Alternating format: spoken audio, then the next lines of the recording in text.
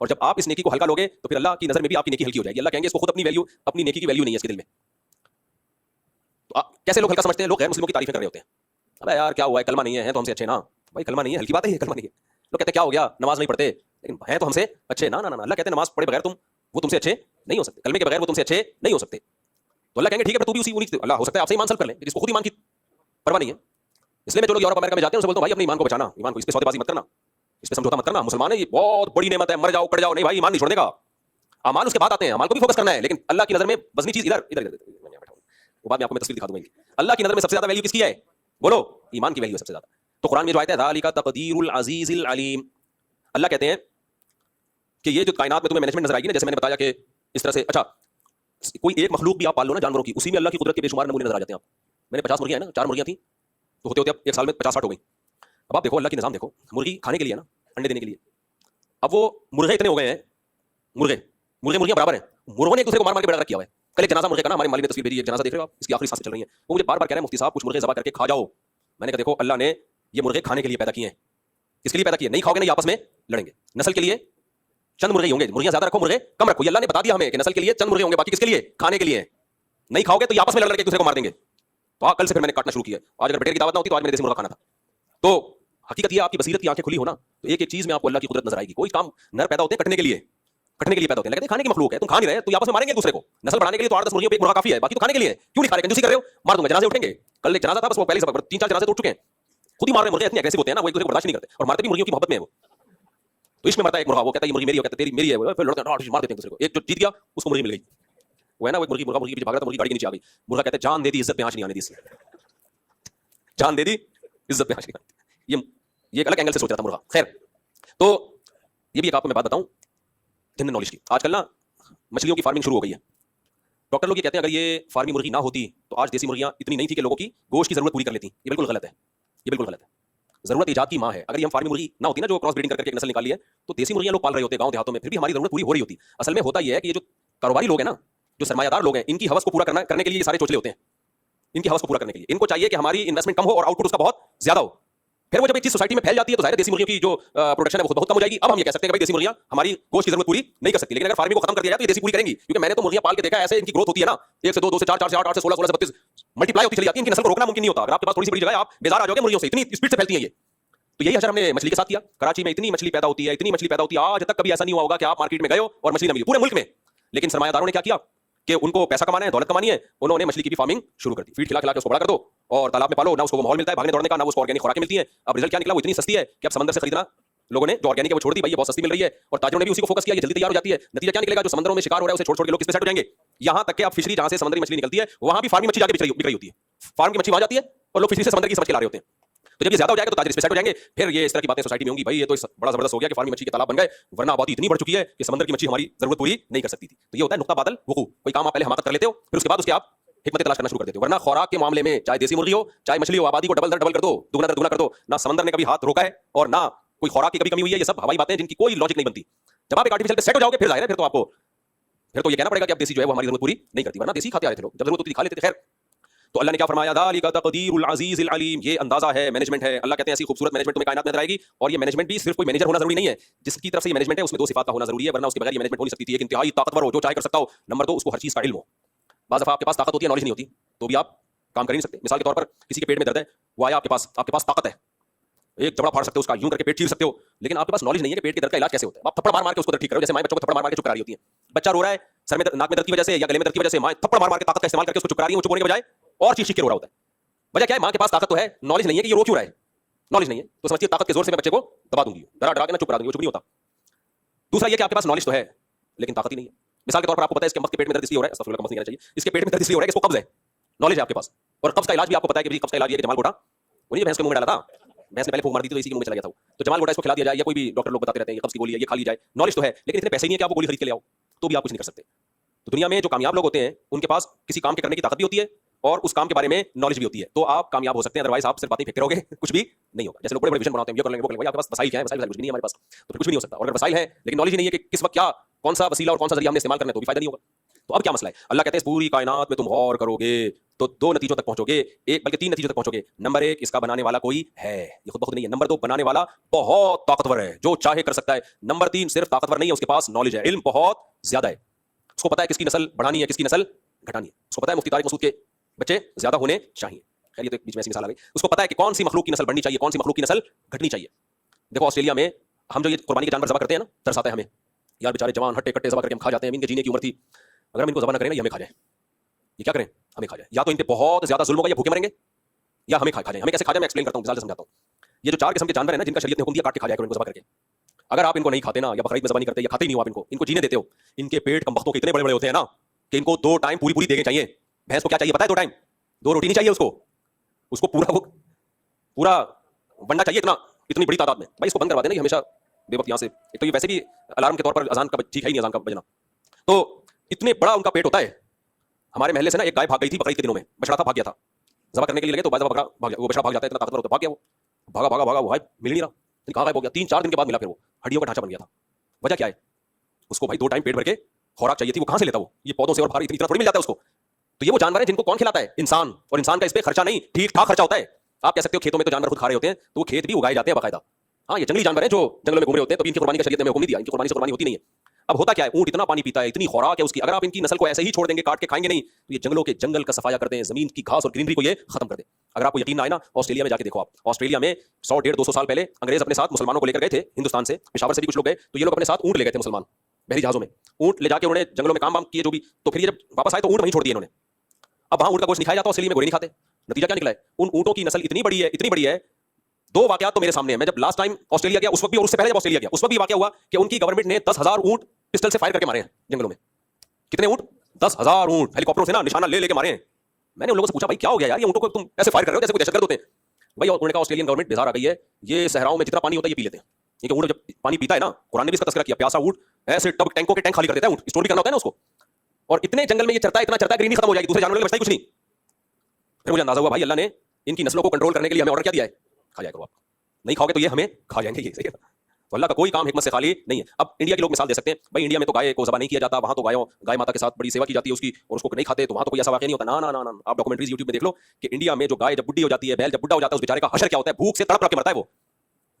चंद गायों की तो हमें नजर दिखा देते हैं वो कि उसको कोई घर में ले गया, उसकी मरम पट्टी की, और बुढ़िया को बेचारी को घर में रख के खिलाना पिलाना शुरू करना नहीं है, क्योंकि वो उन्होंने उसको मां बनाया हुआ है। लेकिन वो गरीब आदमी कब तक खिलाएगा? वो कहेगा मैं अपने बच्चों को खिलाऊं या गाय माता को खिलाऊं, अपनी सच्ची मुच्ची की माता को खिलाऊं या इस माता को खिलाऊं? वो तो परेशान हो जाता है। नतीजा क्या निकलता है? वो जानवर सिसक सिसक के मरते हैं।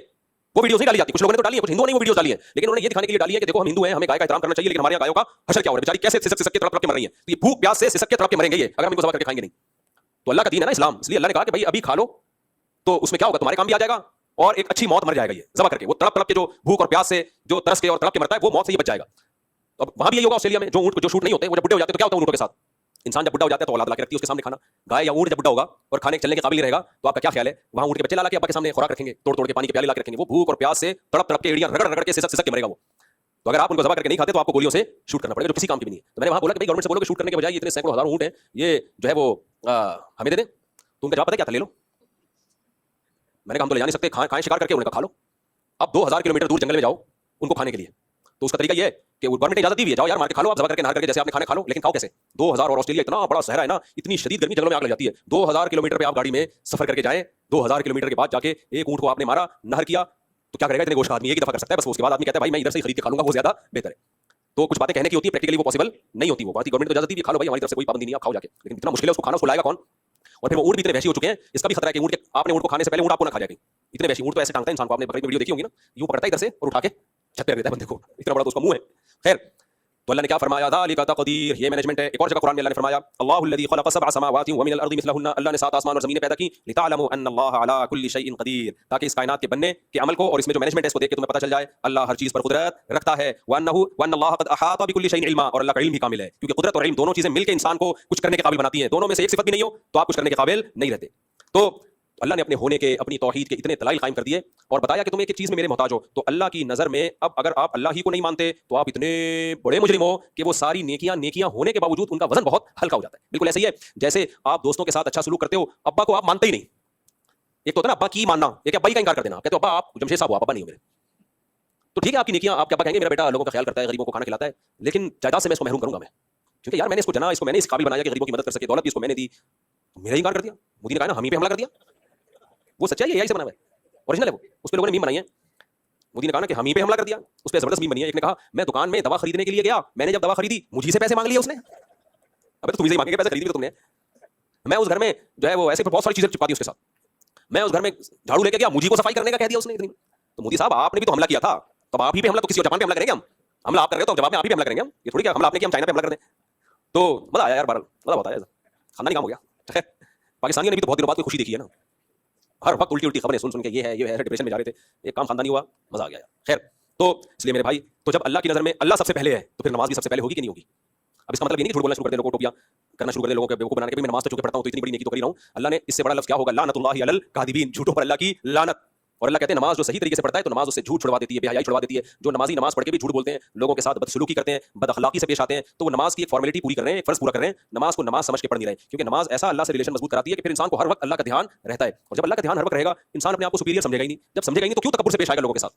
वो क्यों लोगों को नीचे दिखाने की कोशिश करेगा? जो आदमी जमीन पे सर रख के सुभान रब्बियल आला की सदाएं लगा सकता है, जमीन पर सर रख के कहेगा सबसे आला मेरा रब है, तो लोगों के सामने अपने आप को आला क्यों समझेगा भाई वो? इसलिए हमने उलमा से एक बात सुनी है कि तकब्बुर हमेशा अहमक और बेवकूफ लोगों में होता है। पहले मुझे ये बात समझ में नहीं आती थी, अब समझ में आती है कि तकब्बुर किसमें होता है? इंतहाई दर्जे के बेवकूफ और इंतहाई दर्जे के अहमक। क्योंकि जो अकलमंद लोग होते हैं उनको अपनी औकात पता होती है, बेवकूफ आदमी औकात बोलता है हमेशा अपनी। अकलमंद को पता है यार हमारी क्या औकात है, अगर दौलत है हमारे पास, छिनने में कितना टाइम लगता है। लीबिया के सदर को देखो, अरबपति आदमी था, जब हालात चेंज हुए कोई खाने का पूछने वाला नहीं था उससे, शहजादों को। तो ऐसे हालात चेंज होते हैं इंसान के। मैंने अपनी जिंदगी में बड़े बड़े दौलतमंद देखे, दौलत कई रोड पे आ गए बेचारे, वो डिप्रेशन में चले गए। तो अकलमंद आदमी को पता है भाई छिनने में टाइम नहीं लगता, ये सेहत है, बीमार होने में टाइम, ऐसी ऐसी बीमारियां अटैक कर जाती हैं, आदमी सोचता रह जाता है। तो जब हर वक्त खतरात इतने मुंडला रहे हैं तो फिर इतराना, दौलत पे फखर करना, सेहत पे फखर करना, शादियों पे फखर करना, ये सब बचकाना बातें। ये तो मैं आपको वैसे ही मोटिवेट करने के लिए 19-19-20 की बातें कर रहा होता हूं। तो लेकिन कोई चीज फखर करने के काबिल नहीं है भाई। हजरत हकीमुल उम्मा मौलाना शरफ अली थानवी रहमतुल्लाह ने किसकी बड़ी प्यारी मिसाल दी है। उन्होंने फरमाया देखो कोई एक ऑफिसर बैठा हुआ हो और मातहतों के सामने बड़ी शो मार रहा हो और ये मैं ये हूं, बड़ा ऑफिसर आता है तो इसकी अपनी हैसियत टूटेगी नहीं रहती। ये खुद यस सर जी सर, उनकी मिसाल को मैं अपने अल्फाज में बयान कर रहा हूं। ये खुद क्या शुरू कर देता है? यस सर जी सर, यस सर जी सर। अब बड़े ऑफिसर के सामने ये फूफानी जाहिर करता है, ये तुम्हारी ऐसी की तैसी, वो भाई वो बड़े आ गए, वो हमारे बाप है, वो कौन है? अब उनकी तरफ तवज्जो करो। तो फरमाया कि ईमान वाले को हर वक्त एहसास रहता है कि भाई सुपीरियर कौन है? अल्लाह। तो किसी के सामने धौंस जमाने से पहले, तकब्बुर करने से पहले देखता है भाई मैं जो कुछ हूं किसकी वजह से हूं? अल्लाह। तो अल्लाह ने मुझे ये सब कुछ भीख में दिया हुआ है, मैं इतराऊंगा, तकब्बुर करूंगा, दूसरे को नीचा दिखाऊंगा, तो अल्लाह देख रहा है भाई वो मुझसे ये नेमत छीन सकता है, वो ये नेमत छीन सकता है मुझसे। तो इसलिए मेरे भाई अल्लाह ताला ने सबसे ज्यादा कुरान में जिस चीज पे जोर दिया है वो है नमाज। और नमाज का बुनियादी मकसद अल्लाह से रिलेशन क्या हो जाए मजबूत। तो ये रिलेशन कायम हुए बगैर काम नहीं चलेगा। मेरे अक्सर बयानात नजरियात की इस्लाह पे होते हैं, कॉन्सेप्ट क्लियर करने पर होते हैं। तो कॉन्सेप्ट क्लियर करना काफी नहीं है, नजरिया दुरुस्त हो जाना काफी नहीं है। मसाइल जब हल होंगे जब अल्लाह से रिलेशन मजबूत होगा, और वो कसरत से नमाज और खुशू खुजू से नमाज पढ़े बगैर वो मुमकिन है नहीं। तो इसलिए कुछ अमली जिंदगी पर भी आना चाहिए, नमाज को मजबूती से कायम करें। और देखो जो काम मुश्किल लगे ना वो ज्यादा करना शुरू कर दो तो आसान हो जाएगा। मुश्किल काम ज्यादा करोगे तो क्या हो जाएगा? आसान हो जाएगा। मिसाल के तौर पर बीबीसी में एक टोटका आया हुआ था गहरी नींद का, गर्मियों के दिनों में गहरी नींद का एक टोटका था। बीबीसी की न्यूज में मैंने खुद पढ़ा, पता नहीं वो टोटका सही है लेकिन उसकी लॉजिक बनती है। उन्होंने कहा कि भाई आपको अगर गर्मी बहुत लग रही है और एसी वैसी नहीं है और आप सोना चाहते हो, गर्मी बहुत लग रही है, तो गर्म पानी में पाँव डाल दो। पहले गर्मी हो रही है और पाँव कहाँ डलवाए जा रहे हैं? गर्म पानी में। गर्म पानी में थोड़ी देर पाँव डाल के आप लेटो, सो जाओ। वजह क्या है कि वो जो आपको कमरे का टेंपरेचर है वो ठंडा लगने लगेगा, रहने दो, क्योंकि आप उससे ज्यादा गर्मी हो गई ना, सही है ना, उससे ज्यादा गर्मी हो गई, लिहाजा कमरे का टेंपरेचर आपको क्या लगेगा? नॉर्मल लगना शुरू हो जाएगा। ये उसूल है। बड़ी टेंशन उठा लोगे तो छोटी टेंशन क्या लगेगी? तभी मैं कहता हूं 2-3 शादियां जो करते हैं ना, ये टेंशन उनको मजाक लगती है, क्या मजाक कर रही है कोई और बात, अल्लाह बचाए हमको छोटी बड़ी हर तरह की टेंशन से। लेकिन एक मिसाल दे रहा हूं मैं, कहती क्या है ये कोई झगड़ा है? मेरे पास लोग फैमिली के झगड़े लेके आते हैं, मेरा बीवी से फटा हुआ है, इसको फटा कह रहे हैं यार, तो ये तो हमारे रोज हो रहे होते हैं छोटे मोटे, ये तो फटो के साचे हैं, इसको फटा थोड़ी कहते हैं। फटा तो होता है हाथ पांव तोड़ो, साले साले तुम्हारे मुंह तोड़ दे और तुम सालों का मुंह तोड़ दो, बत्ती सी बाहर निकाल, इसको क्या कहते हैं? ये जो तुम लेकर आए हो ना, मेरी बीवी नहीं हुई, ये क्या बच्चों वाले फटे लेकर आए हो? खैर, तो अल्लाह बचाए भाई हर तरह के फटों से, ऐसा साले वाले से मुंह तोड़वा के बैठ जाए या आप किसी साले का मुंह तोड़ दें, अल्लाह हम सबके मुंहों को बचा के रखे। तो बड़ी टेंशन जब इंसान उठा लेता है तो छोटी टेंशन उसको बोलो हल्की लगती है। तो नमाज पढ़ना मुश्किल लग रहा है ना, ज्यादा पढ़ लो। रोजा रखना मुश्किल लग रहा है, लगातार कई रोजे रख लो। पीर जुमेरात का रोजा बहुत आसान हो जाएगा आपके लिए, कई रोजे दबा के रख लो इकट्ठे, तो पीर जुमेरात को सुन्नत है वो आसान हो जाएगा। तो हम क्या करते हैं, हम उल्टा चल रहे होते हैं। हम ये समझते हैं कि किसी भी चीज को आसान बनाने के लिए उसको छोड़ दो, ना ना ना, छोड़ दिया तो और मुश्किल हो जाएगा वो। अब देखो डॉक्टर आजकल कह रहे हैं ना कम खाओ वेट को कम करो, तो अक्सर डॉक्टर मोटिवेशन के लिए बात कर रहे होते हैं कि भाई आपको अगर भूख ज्यादा लग रही है, आप कम खाएं, थोड़े दिनों तक टेंशन होगी, उसके बाद भूख लगना ही बंद हो जाएगी। भूख लगना क्या हो जाएगी? बंद। और अगर आपने भूख का इलाज ये किया कि आज बहुत भूख लग रही है, आज 3 पराठे फोड़ दो, अगले वक्त में डबल भूख लगेगी, 6 पराठों की लगेगी भूख, खा खा के पूरे जो है वो घी का कनस्तर बन जाओगे और एक दिन धमाके के साथ बढ़ जाओगे।